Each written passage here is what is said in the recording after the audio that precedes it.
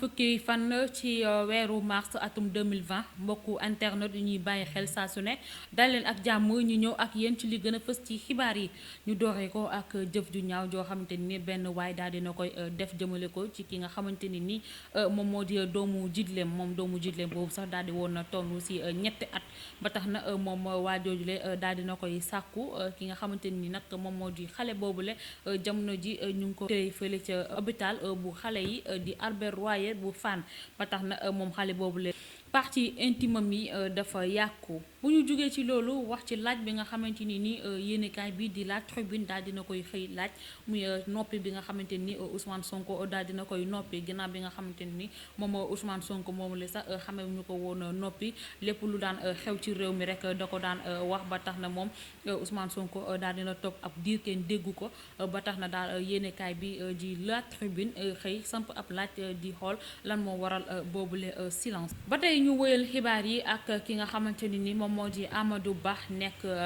ministre des affaires étrangères et des Sénégalais de l'extérieur moom Amadou Ba nag daal dina àddu ci li nga xamante ni moom moo di situation bu APR ak moom ba tax na moom Amadou Ba ginnaaw bi nga xamante ni daal di woon nañ ko exclu ci li nga xamante ni moom moo di parti bi moom na lu mu daal di xamle rek mooy pare na pour dalal ñi nga xamante ni ñoom ñoo nekk foofule ci APR ngir waxtaan ak ñoom ndax moom lu mu jàpp rek mooy réeroo amul ñàkk waxtaan moo am. ñu wax ci scandale environnemental boo xamante ni BBC daal dina koy publier BBC nag daal nañ publier benn documentaire boo xamante ni ñu ngi ko tuddee tout le monde est complice ba tax na daal ñoom sax li nga xamante ni moom moo di benn mafia boo xamante ni mu ngi nekk Gambie ñoom ñoo daal di nekk di trafiquer li nga xamante ni moom moo di garab yi nekk fii ci Sénégal ba tax na ñoom dañuy daal di jël garab yi di ko dagg di ko yóbbu fële ca Chine ba tax na bu ñu sukkandikoo ci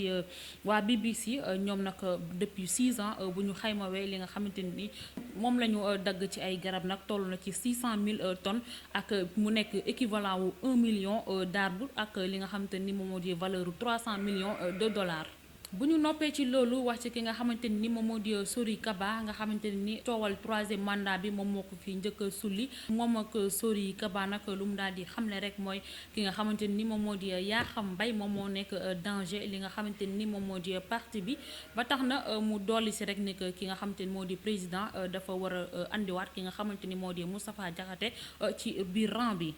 ñu jeexalee ko ak coowal Mamadou Diop ISEG ak ki nga xamante ni moom moo di Dieyna Baldé ginnaaw bi nga xamante ni xam nañ coow li fi jot a am ci seen diggante ñoom ba tax na dossier bi daal di nañ koy teg ci loxo procureur lu si mënti am rek dinañ ci dellusiwaat ci suñu ay yeneen xibaar mbokku internet yi cant ak ngërëm ñel na leen ni lañ leen andiloon ci ay xibaar di leen ñaanal jàmm te di ko sàkku ci yéen di leen jox dig daje ëllëg ak jàmm ci suñu yeneen xibaar.